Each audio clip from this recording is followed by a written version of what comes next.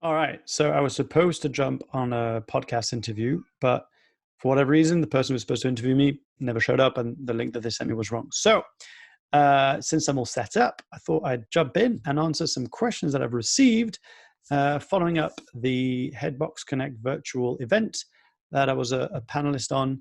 And there were a bunch of questions that came that weren't answered. So I'm going to try and do my best to answer them. So question number one. Have any of you had experience of leading a team when the vision of the company or CEO perhaps isn't clear? And how then do you conduct leadership? Um, yeah, so I actually work in a company. It's slightly different to I guess what the question is.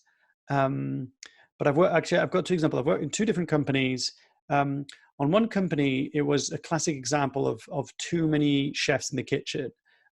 So it was a big organization, multiple kind of locations, and there were different visions and different strategy calls to be made that people weren't really aligning. So it was a little bit um, difficult actually to be able to know where we were going and why that mattered.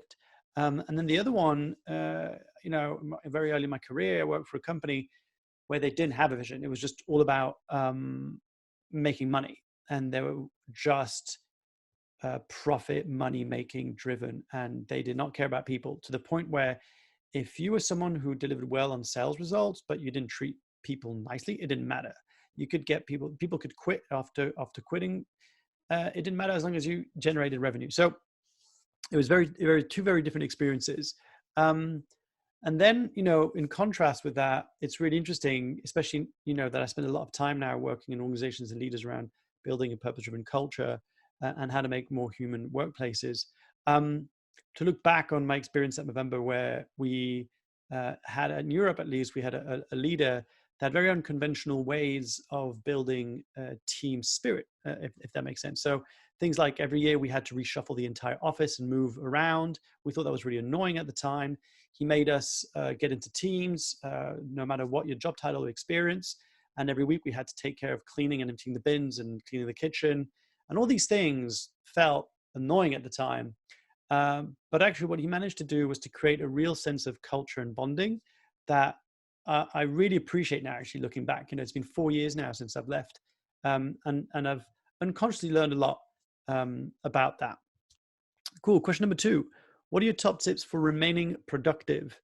So I've actually got an entire session on that. If you want to get in touch, we can talk about getting me booked in, but it's effectively how to stay connected, optimistic and productive during COVID-19 lockdown.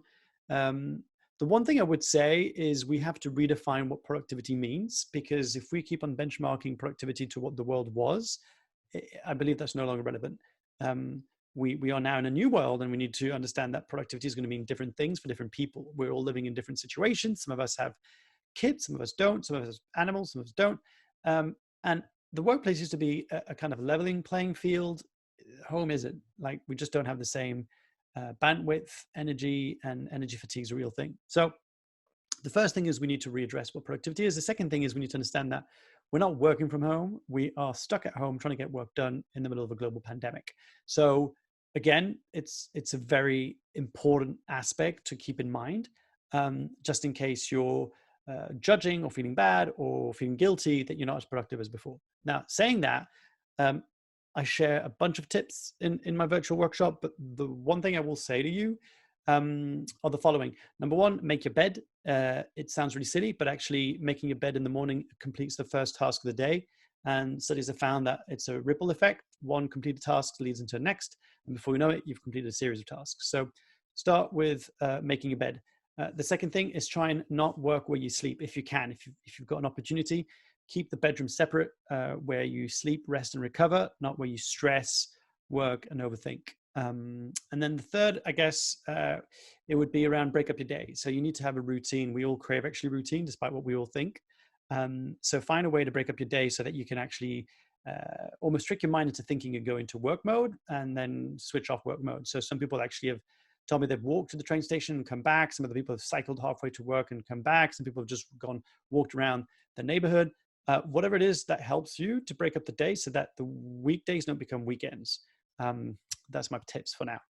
Who is the best leader you've worked under, and what was it that made them so special? It's interesting. I have to say it was Bill McIntyre, my manager at Movember.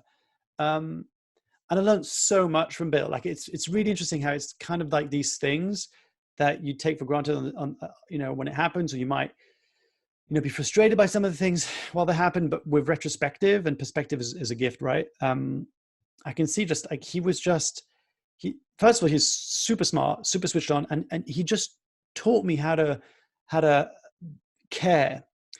And when I say care, I mean attention to detail, thinking forward, like just creative thinking and out of the box thinking. And it's really amazing because when I joined the Movember Foundation, the European team, I was employee number 3. There was Bill, Dan, and me. And then we built up the team and, spent 4 years and all that stuff. But it was really interesting because Bill taught me so much. Like, even to this day, when I'm finding myself, when I was, leading my team virtually, when I look at work, and people that work with me will probably tell you that I have very, very high standards or that I'm very picky.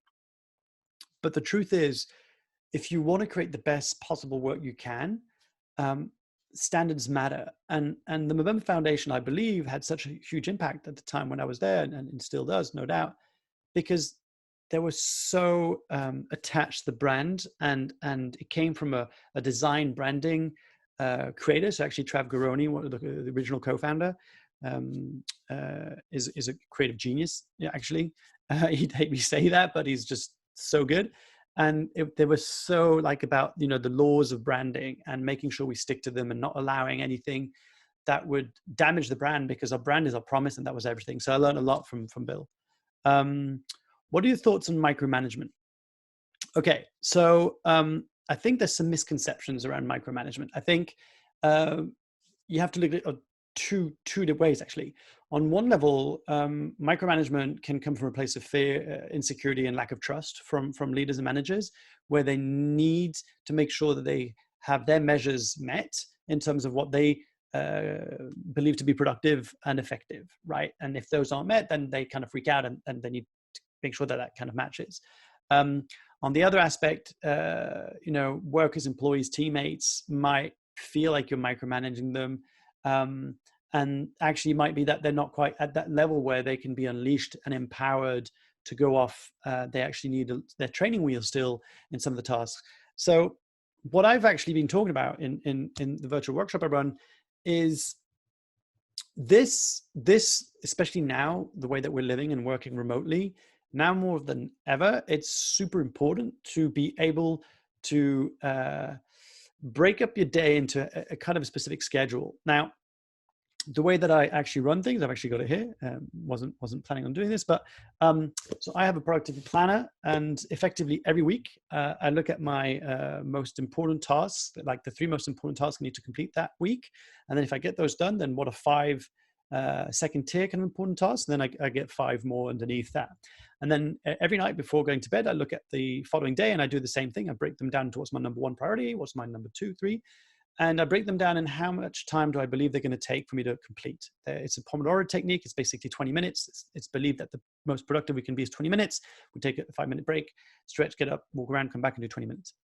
Now, what I've found is that at first, if you approach this as, look, I want to train you and I want to help you and I want to empower you to really master and be productive of your time. Because the thing is, most of us totally overestimate what we can achieve in a day and underestimate what we can achieve in a year, let alone in a week or a month. And so one of the things I often do is I'll say, okay, so, and I think every leader should be doing this right now, making sure that all their teams are aligned and know what they're doing so they don't get lost. And that can start by just simply saying, okay, so what is the most important task you want to achieve this week? Like at the start of the week, right? Okay, cool. How will you know when this is done, and what will success in this task look like? Cool. And how are you going to break this down? Is this like one big task, or can you break it down into different tasks? Then every morning you can just say, okay, cool. Tell me what are the one thing you want to achieve today, or the top 3 things you want to achieve today. And tell me how long do you think it's going to take you to achieve those things? And then what's important is that everybody actually takes note of how long it actually takes them to complete. The reason for this is not to punish or to say, look, you told me it was going to take this and it took longer. It's more like, what are you learning? What are you learning in the process? It's like, well, actually it's taking me way longer. Or, I got distracted. Actually, the kids came in. I had to go walk the dog, whatever it is. And I believe that's more like empowering management. rather than micromanagement. Does that make sense? It's kind of like that comparison between, it doesn't come from a place of fear, lack of trust, or insecurity, but it comes from like, I want to help you become the best version of yourself in the work. And it turns out most of us have never had to learn this, especially if you haven't had to run your own business or work for yourself. For those of us who've started a business, whether that's a freelancer, self-employed entrepreneur, leader, CEO, we've had to learn the really hard way of how to actually maximize our time. And look, I'm still learning. Okay. So those are my thoughts on micromanagement. Next question. How do you best adapt your leadership style when transitioning from a corporate environment to a startup environment? Interesting. So I actually started my career in corporate. Then I went into kind of executive education / business school / private sector, and then went to the charity sector, and then started my own company. So I've kind of gone through the different elements. And what's interesting is it doesn't really matter where you are, but I think what happens that when we go into the startup world, we give ourselves more permission to be ourselves. And one of my fundamental beliefs in life is that being yourself is good for business. So one of the things I try and say to people, and when I work with organizations and leaders and entrepreneurs, I always talk about like, what do we need to do in order for you to show up at your best self by being yourself? It doesn't mean like you've got to neglect the sides of you that you can work on and become a more well-rounded human. But it generally means how can you just show up more powerfully by removing the layers, removing the masks, and being yourself. And I think startup worlds, what happens is that whether you're launching your own startup or joining a team, you realize very quickly how complex and structured companies and organizations and corporates are, and how much you were ungrateful for all the different people and all the different departments that made sure that everything worked. What I mean by that is you go from having a company where you can call IT, you can call finance, you can call HR, and if you've got a problem, hopefully they can help you solve it. When you're in the startup world, you pretty much have to figure things out. Like if you're a one-man band or 3 or 4 small group, you suddenly have to take on so many more different tasks. So you have to learn how to manage your time better. You have to learn how to manage your emotional state and your energy and your attention completely differently. You have to be willing to have a growth mindset versus a scarcity mindset. But this is a whole other topic in conversation about how to thrive in an entrepreneurial background and environment. But I also believe that you can absolutely be an entrepreneur with an organization. Entrepreneurs solve problems. So if you love solving problems, you can do that inside a company. You don't have to start your business. My head of department is very strict on staff working or sending email outside work hours. What is your opinion when working from home? Should be quite flexible with time management. Okay, so what I'm hearing, there's kind of 2 parts of this question. One of them is, your leaders actually trying to implement a structure and boundaries around emails, that you shouldn't be sending emails between a certain time. Not that you should do this, but there are tool management systems where you can actually schedule emails. So if you're writing them in the middle of the night, they'll send them at 9 a.m. They won't send them at 2 a.m. But I didn't say that. Yes, you should be flexible. Yes, 100%, you should be flexible. People will be working later in the day because they've got young kids, or I think we do need to adopt a new flexibility. I think if you come from the place of where did it originally come from, it probably came from a place of wanting to help and serve you, and wanting to make sure that they somehow create a common boundary and a common language for all of you to be able to operate, and I think that's actually comes from a good place. I actually believe that. I think sometimes as leaders, we have to be bold in our belief of what's needed in order to create the environment and the vision we want to see. So for example, what I talk about when I go into organizations and work with leaders and work with my team is no technology. So we have no technology meetings. So no phones, no laptops, no screens. You put those in a box outside, you come in, and that can freak people out. And it can feel almost like police state-like, or, very kind of parent-child. But the reason being is that sometimes we have to construct environments in order to bring the best out of us. And as leaders, we have to take the heat for that. So, I want to say, I understand probably what your head of department is trying to do. Have a conversation with them. I'm sure there's some flexibility, hopefully. In your opinions, what are the key characteristics to become a successful leader? Too many to mention, I'll tell you that. And first of all, there's 2 really important words in there. The successful and leader. I think those are interesting words to put together, if I'm honest. What does success mean? What does a successful leader look like? I think that's going to be different for everyone. So you might want to redefine that. I like meaningful leadership, impactful leadership, compelling leadership. I mean, those words speak to me. Look, there's way too much to unpack here, and we haven't got time. But what I will say is, when you look at kind of studies around what people look for in leaders most, they tend to say humility and integrity actually come quite high up, and also self-awareness. So they kind of go together. Like it's very hard to have integrity and humility if you're not self-aware, if that makes sense. So working on yourself is actually really important. I think the more I work on myself, the more powerfully I show up as a leader. I really believe that. The more I'm aware of my blind spots, of my shadows, of my imperfections, of my downfalls, of all those things, without going to shame and blame and all those things, but actually saying, okay, I'm aware and I'm working on it, and what serves me, what doesn't. The more I then show up in my world, my clients, in my organization, with my company, and with my team. So those would probably be the first thing I'd say. Then I would actually, the one thing I would say is 100% determine what does success, right, air quote, mean to you as a leader. And also what I like to do is think about someone who inspires you. Who's a leader who inspired you? Why was that? What was it about them? You might say, actually, you know what? They weren't nicest person around, but they were fair, and they did the hard thing when nobody else dared to do things. But they were just, they were fair, and they were human. And I think human leadership is something that's really interesting right now. I think a lot of leaders are having to learn what we used to call soft skills, what actually I just think called emotional skills, which effectively is to say we can't just jump into business. We actually have to talk about how you're doing. Like, do a check-in with the team, one word checking, whatever you want to do, 1 minute each gets airtime before a meeting. And I think those are important attributes to leaders. And then, of course, those are like the foundations of leadership. But one thing that I've become more and more aware of and really, really believe, and I've seen this myself, my own self with my own company, is the ability to have a compelling, clear, practical, and sellable vision for where you want to go. Be able to paint a positive future that might not be seen yet, but you believe deep down, wholeheartedly, and that you want to put out into the world somehow.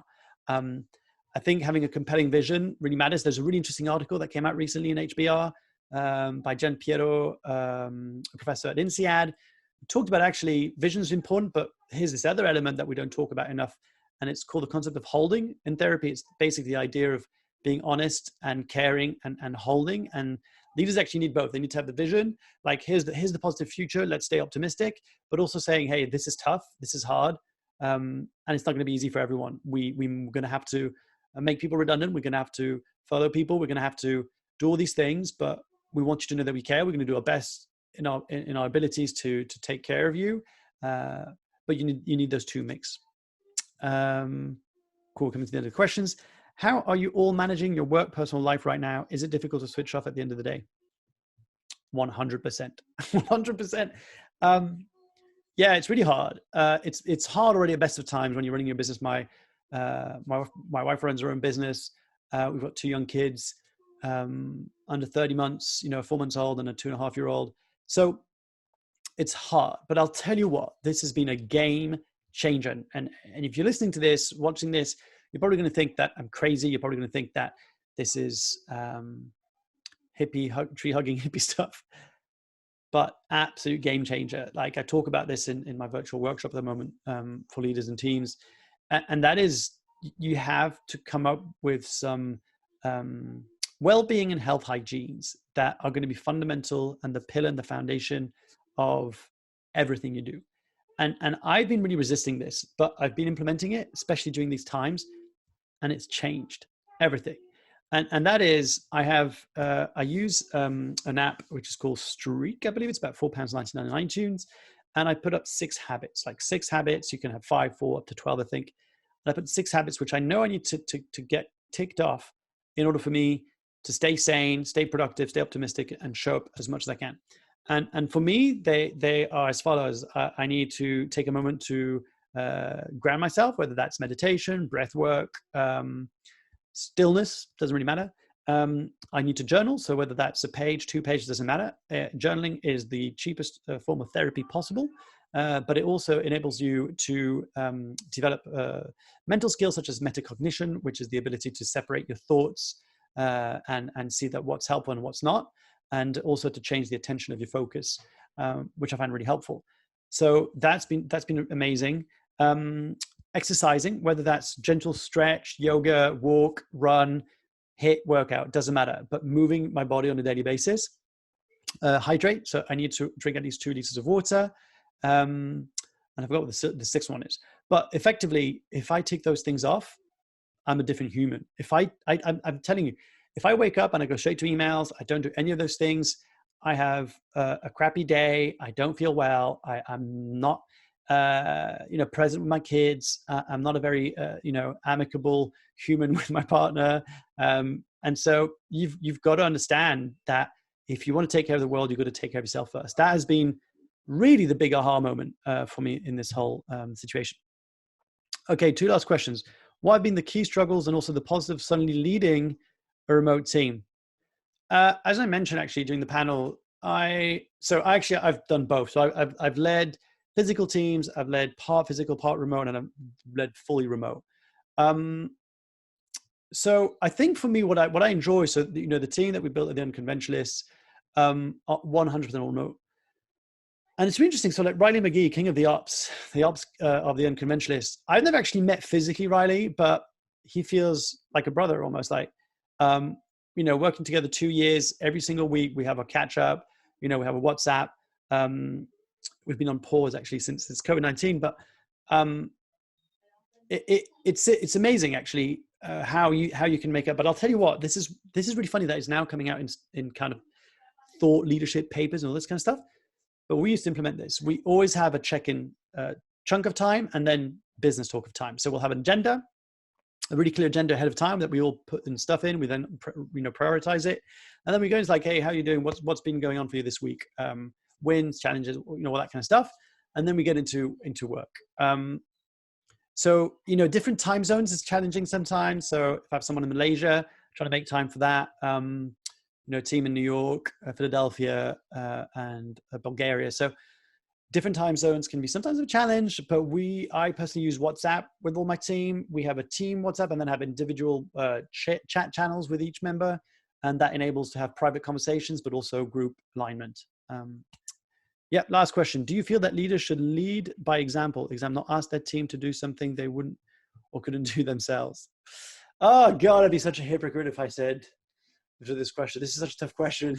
You know what it reminds me of? It reminds me of like, you can have great coaches who can lead great teams to greatness, but haven't necessarily been a great player themselves.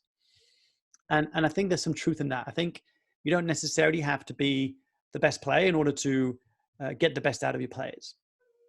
It helps, Zinedine Zidane is an example of that in a football coach. But you have had other examples where, there were, average players at best who then became incredible coaches. So in terms of leaders, I think so. Here's what I will say: you need to have the ability to take on feedback and listen to your team of the impact you have on them. And if you tell your team one thing and you do something else and it's causing friction, and your team are letting you know, you need to be able to dance with that. You need to be able to acknowledge that and then make a decision whether you say, "Look, do what I say, not what I do," or actually, "Thank you. I wasn't aware that was the impact. Let me see how I can change." But here's what I'll leave you with. This is something I talk about a lot around when you want to get your message out into the world and you want to build a community and start gaining visibility in your industry and grow yourself as a thought leader in your field. That is, you need to narrow the gap between who you say you are and who you actually are. You need to narrow the gap between what you say you do and what you actually do. That's how you create trust. That's how you create authentic leadership. I actually create the authentic gap. And for a lot of us, that gap is quite big. I've actually, I led a workshop once. I was giving a talk at a kind of big bank. And the team leader came out and he said, "Look, really got what you're saying. Loved it. How do I get my teams to trust me more?" And that's what I told him. I said, literally, do what you say and be who you are. That's it. It's much easier said than done, right? But that's what I'll leave you with. So hopefully that was helpful. You see, find the blessings in all the challenges. The podcast was canceled. I was all set up, so I was able to answer your questions. If you've got any follow-up questions, hook me up on LinkedIn. If you'd like me to come in your organization and help you out with how to stay connected, optimistic, engaged, and productive during these interesting and challenging times, I'd love to be of support, at the very least, see what I can do, point you in the right direction. Thank you for your time. And that's me. Over and out.